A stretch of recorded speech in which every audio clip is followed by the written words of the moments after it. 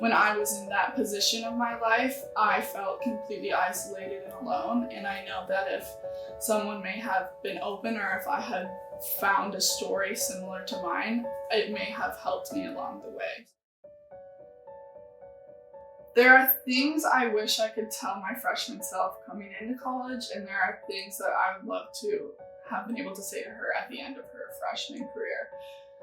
I remember my first anxiety attack when I was 14. I first started realizing it was like a deeper issue when I was 17. I couldn't find the energy to leave my room. I couldn't find the energy to get out of bed. Showering, brushing my teeth, going to the bathroom took physical and mental energy that I didn't have. And it was really scary. And when I first started finding answers about what was going on inside my head, what the mental health community looked like, how to go about, living with mental illness or mental illnesses, it felt like a weight off my shoulders.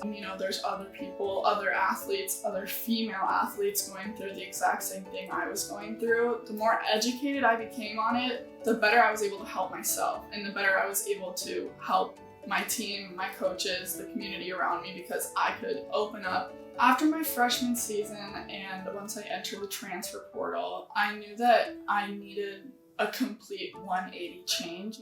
I didn't like the person I was, and so in my mind I needed the complete opposite to be able to become a person that I recognized again. And so the Big Ten has always been a dream for me, and as soon as Steve reached out, I was automatically interested. I remember the first dinner I had with him, and my dad was there, and I kind of straight up told him I struggle with these things, and he asked me to educate him about it, and he told me, we'll be here to support you in any way you can. And so when Steve told me he was open to learning more about me and how this affected me and educating him on mental health, it was an immediate connection, and I knew that I would fit in here. My teammates mean the absolute world to me. To be able to be open with a group of girls like that, it brings you closer in a way that I can't really describe.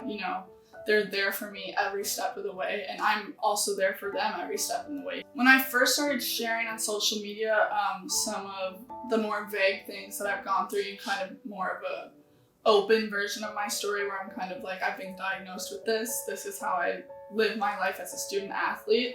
It was incredibly scary and intimidating, again, because of the stigma. It was incredibly difficult to open up on social media, and the more and more I've talked about it and the deeper I've gone into the things I've struggled with, the more vulnerable I've had to be. And it's hard for me to explain that, this isn't for my personal gain at all. I really, really genuinely hope that someone maybe reads my story and recognizes that they're not alone, especially female athletes, especially young female athletes, because when I was in that position of my life, I felt completely isolated and alone. And I know that if someone may have been open, or if I had found a story similar to mine, it may have helped me along the way. So I'm so thankful that I've been able to help even a few people, because it's incredibly difficult for me to be this vulnerable and, share these parts of my life, because this is not something I ever planned to go through. And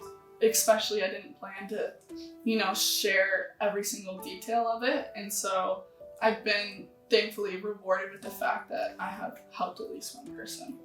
My advice to anyone that is struggling with their mental health, or, has questions about it, is it's okay to not be okay. Please know that nobody is normal, and nobody doesn't struggle, and nobody is alone. No matter how long it takes, or how dark those dark days get, you will get out of it, and there's light at the end of the tunnel.